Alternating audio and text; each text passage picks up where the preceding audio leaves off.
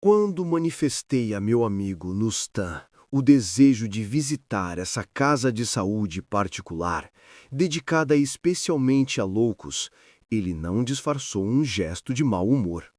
Que ideia! Então você me convida para uma excursão de caça pelos Pirineus e agora quer visitar um hospício? Nunca entrei nem nunca hei de entrar em uma casa desse gênero. Tenho horror aos loucos. Por mais mansos que sejam, assustam-me. Pois eu sempre tive grande desejo de observá-los de perto, se não opusessem sempre tão grandes dificuldades à entrada de leigos? Essa não seja a dúvida, disse Lustan. Se você se empenha mesmo nisso, eu tenho boas relações com o Sr. Maillard. Quem é esse Sr. Maillard? É o diretor da casa de saúde. Se quer, eu o apresento, mas desde já o previno, não passo da porta da rua, vou até lá somente para lhe fazer a vontade. E assim se fez. Vista da pequena cidade em que nos havíamos instalado, a casa de saúde parecia muito próxima, mas para chegar a ela, tivemos que caminhar mais de 1 hora por estradas em ladeira e nem sempre bem conservadas. Quando, afinal, saltamos de nossos cavalos diante do portão, tive uma impressão desagradável ao ver o edifício. Era um antigo castelo com a fachada muito estragada pelo tempo e de aspecto fantástico. Atravessamos um jardim que parecia abandonado e, aproximando-nos da porta de entrada, vimos que ela estava entreaberta e o rosto de um homem surgindo junto ao umbral fitava-nos com ar desconfiado. Porém, Lustan saudou-o pelo nome e o Sr. Maillard, pois era ele, veio a nosso encontro com um sorriso amável.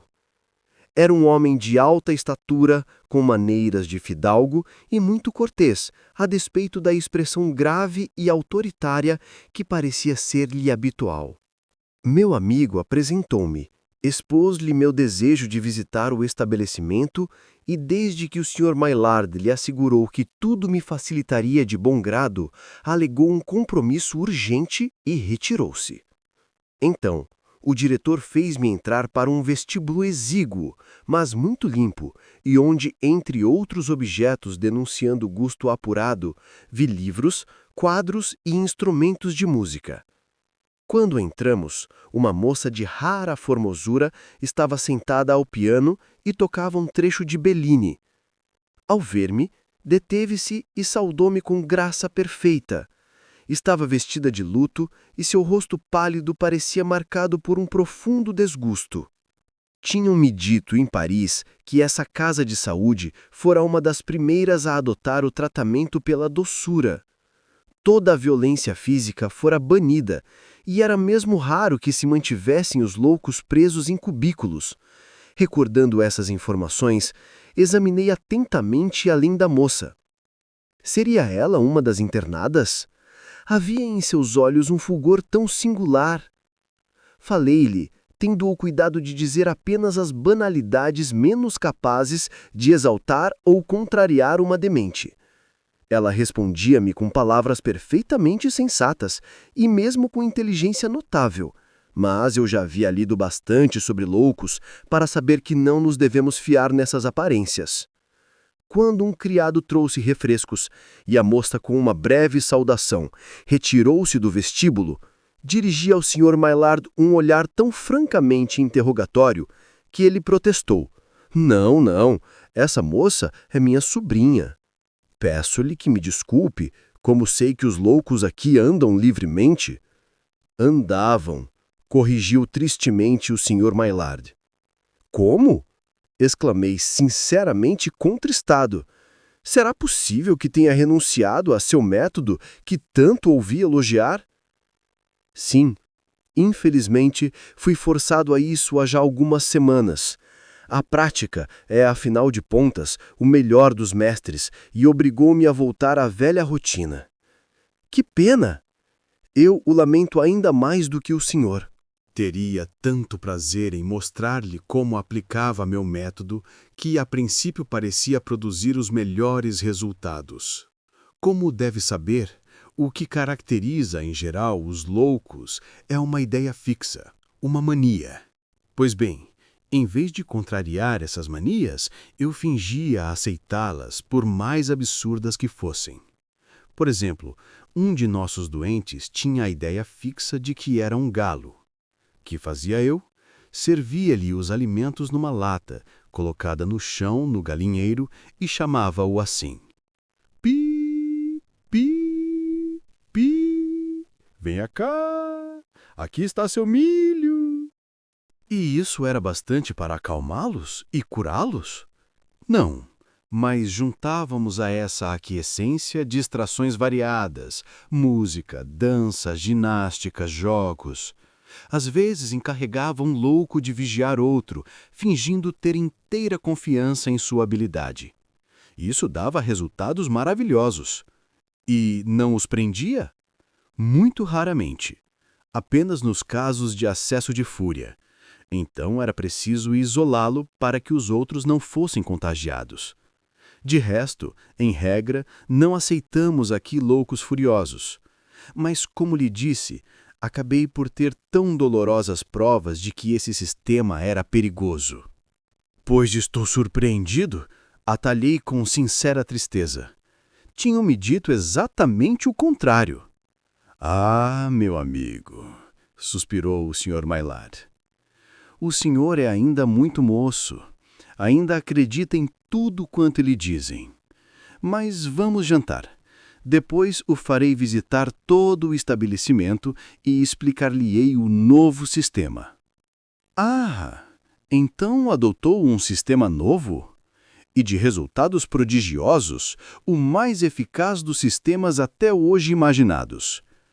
Pouco depois entrávamos na sala de jantar onde tive a surpresa de encontrar 25 ou 30 pessoas já sentadas à mesa. Meu espanto ainda foi maior quando notei que todas essas pessoas estavam vestidas com grande luxo, mas com roupas antigas. Principalmente as senhoras, que constituíam a maioria da assembleia, exibiam vestidos de 20, 30 e até de 100 anos. A própria moça que o Sr. Maillard me apresentara no vestíbulo, dizendo-me ser sua sobrinha, apresentava-se agora com um vestido de cestinhas e anquinhas, grande demais para ela e que a tornava lamentavelmente ridícula. E cada qual ostentava os adornos mais variados numa tal confusão de épocas e modas que comecei a desconfiar que o Sr. Maillard me enganara para melhor apreciar minhas impressões, e que aqueles eram os asilados, os loucos, que, de acordo com o método de doçura, tinham a liberdade de se vestir como bem entendessem. A mesa era soberba, com prataria maciça e iguarias perfeitas, mas excessivas. Os convivas eram 30 no máximo, e havia ali jantar para mais de 100 pessoas. Havia também exagero de luzes. Em suma, tudo aquilo era tão estranho que eu não sabia o que pensar, mas, sentado ao lado do diretor do estabelecimento, tratei de saborear o que me serviam. Em toda a mesa a conversação se generalizou com animação, porém o que mais me impressionou foi que o assunto predileto de todos era a loucura, suas várias modalidades e os casos mais característicos dessa triste enfermidade. Tivemos aqui, dizia um homenzinho magro sentado à minha esquerda, um sujeito que tinha a mania de pensar que era um bule. O mais curioso é que essa ideia tão estranha é muito comum entre os loucos. Raro é o hospício em que não há um homem bule. O homem de quem eu falo acreditava-se bule de metal branco e todas as manhãs esfregava-se cuidadosamente com uma flanela untada com pasta contra a ferrugem. Conheci outro, disse um homem alto e gordo do outro lado da mesa, que julgava-se um burro. Mais extraordinário ainda era outro que eu conheci e que afirmava ser um queijo, e andava de faca em punho, pedindo a toda a gente que provasse um pedacinho de sua perna e de seu braço. Isso é uma fantasia inocente, gritou o homem gordo. O que se imaginava um burro era mais perigoso porque dava coices para todos os lados, assim. "Oh, senhor de Coque, contenha-se!" exclamou uma senhora idosa, alcançada pela mímica exuberante do homem gordo. "Tá sujando e rasgando meu vestido?" "Mil perdões, mademoiselle", disse o senhor de Coque, curvando-se e beijando a própria mão com uma reverência das usadas no outro século.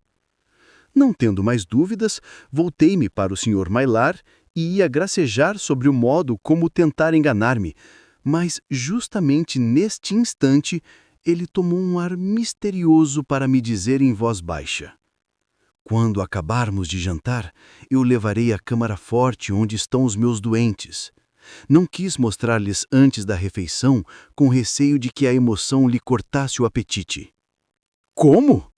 Então, os loucos?"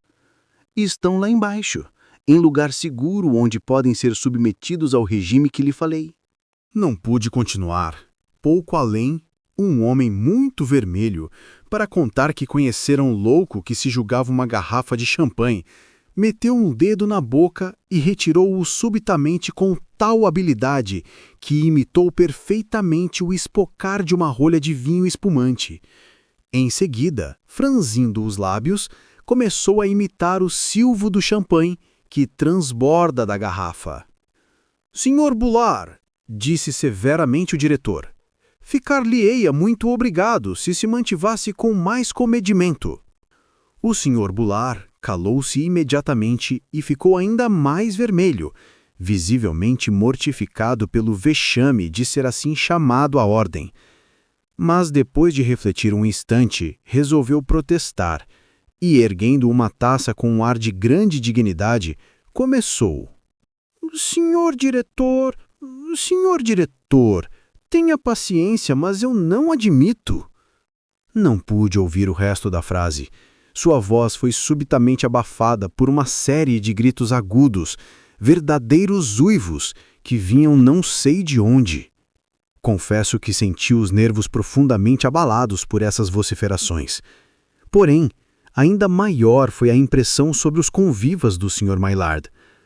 Nunca tive ante meus olhos uma coleção de fisionomias tão transtornadas pelo terror. Todos ficaram lívidos como mortos, encolheram-se em suas cadeiras e ficaram trêmulos e gaguejantes de pavor, como se esperassem o recomeçar dos tétricos clamores. De fato, eles não tardaram a recomeçar, mais fortes e mais próximos. Depois, uma terceira e uma quarta, que foi a mais atenuada. Quando tudo passou afinal, os convivas recobraram o domínio de si mesmos e recomeçaram a tagarelar animadamente, sempre contando anedotas sobre loucos. Arrisquei-me então a perguntar ao Sr. Maillard a causa do estranho alarido. "Coisa à toa", disse o diretor serenamente. "São os loucos que às vezes dão para gritar todos juntos. Como isso geralmente acontece quando eles tentam fugir, isso assusta um pouco as pessoas que aqui estão." "E são muitos?" indaguei. "Não, agora tenho aqui somente uns 10. "Mulheres em sua maioria, aposto." "Não, senhor. Todos homens e latagões robustos, perigosos." "É curioso. Sempre ouvi dizer que as mulheres eram mais numerosas do que os homens nos hospícios." "Geralmente assim é, mas minha casa de saúde constitui uma exceção talvez única. Antigamente, eu tinha aqui, ora, vejamos, quantos? Uns 27 loucos, entre os quais as mulheres eram 18. Depois a situação mudou. Mudou por completo." "Por completo! Por completo!" gritaram todos os convivas com entusiasmo. "Calem-se!" gritou o Sr. Maillard, vermelho de cólera. Toda a assistência aquietou-se e, durante 1 minuto pelo menos, guardou mais absoluto silêncio. Então não me contive mais. Baixando a voz, cheguei-me para o Sr. Maillard e perguntei: "E o senhor está certo de que entre as pessoas presentes não há também algumas que..." "Quê? Quê?" repetiu o diretor com ar de imenso espanto. "Que quer o senhor dizer?" "Quero dizer que... não me engano, alguns desses senhores e senhoras estão talvez um pouco doentes? Ora, qual? Exclamou o diretor com um sorriso indulgente. Que ideia! Conheço-os todos há muito tempo. Tem talvez algumas excentricidades, mas afirmo-lhe que são todos perfeitos de espírito. São meus amigos e meus auxiliares. Todos? As senhoras também? Pois claro, as mulheres são as melhores enfermeiras para loucos. Sabem como ninguém aplicar o meu novo sistema. Ah, sim, é verdade. O senhor prometeu-me explicar-me esse sistema, que é ao que parece de uma grande severidade. Nem tanto assim. Apenas exige reclusão absoluta, mas o tratamento, propriamente a terapêutica, deve até ser agradável aos doentes. Deveras? Sim, devo dizer-lhe que não fui eu quem inventou o método, apenas o aperfeiçoei e completei, porque descobri o seguinte: exatamente quando os loucos se mostram mais calmos e mais lúcidos é quando são mais perigosos. É preciso metê-los imediatamente em camisolas de força. Olhe, aqui mesmo e não há muito tempo, produziu-se um estranho acontecimento. O sistema da doçura, como o senhor diz, produziu um caso estranho e sintomático. Os loucos andavam livremente pela casa e portavam-se com tranquilidade exemplar. Tão notável que qualquer pessoa de bom senso teria logo compreendido que um plano diabólico se tramava entre eles. De repente, os guardas e enfermeiros foram atacados de improviso, amarrados dos pés da cabeça, metidos na câmara forte e vigiados pelos loucos com a severidade que não lhes tinha sido aplicada. Santo Deus! Exclamei assombrado. Um caso assim é absolutamente sem precedentes. Mas ocorreu aqui, disse o diretor com o mesmo ar grave. Tudo por culpa de um imbecil, um louco, que imaginou haver inventado um método de direção melhor do que todos até hoje conhecidos. Para experimentar esse método, arregimentou os outros loucos e conseguiu dominar os guardas. E conseguiu dominar os guardas? Por completo. Houve uma troca geral dos papéis. Os guardas passaram a ficar sob a guarda dos loucos. Mas isso certamente não durou muito tempo. Os camponeses da vizinhança, os fornecedores de certo, não tardaram a denunciar essa situação. Qual? O chefe do movimento era mais esperto do que o senhor imagina. Desde esse dia, não deixou entrar aqui nenhum estranho, com exceção única de um rapaz. É verdade, não sei mesmo por que deixou ele esse rapaz entrar aqui. Então, isso durou muito tempo? Muito! 1 mês, pelo menos. Durante esse tempo, os loucos divertiram-se à vontade. Comeram e beberam do melhor, vestiram-se como lhes deu na telha, e o melhor foi que... Não pôde prosseguir. Sua voz foi abafada pelos gritos furiosos que recomeçavam ainda mais fortes do que há pouco, e desta vez parecendo aproximar-se rapidamente. Céus! Exclamei assustado. É de se jurar que os loucos fugiram. Também me parece, disse o diretor muito pálido.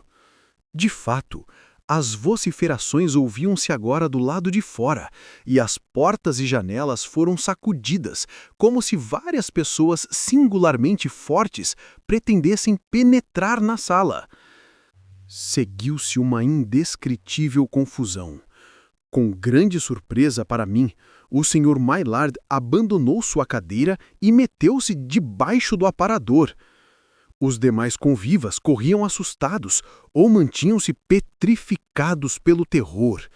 E como ninguém pensava em resistir, as portas não tardaram a ceder aos impulsos colossais a que estavam sendo submetidas. Vários homens seminus, com as vestes em farrapos, mas robustos e resolutos, penetravam na sala, onde rapidamente amarraram todos os presentes. Só depois disso puderam me explicar o que havia ocorrido. O Sr. Maillard, contando-me a história de um louco que excitara os companheiros à revolta, não fizera mais do que relatar as próprias proezas. Esse homem fora, de fato, diretor daquele estabelecimento, mas enlouquecera por sua vez e passara à categoria de internado. Esse detalhe era ignorado pelo companheiro de viagem que me trouxe até ali. Os guardas, surpreendidos pela revolta preparada com grande discrição, estavam presos havia 30 dias, sujeitos à alimentação irregular e impetuosos jorros de água que os loucos lhes aplicavam através das grades. Felizmente para mim, exatamente nesse dia, um dos guardas conseguiu fugir e libertar os demais companheiros.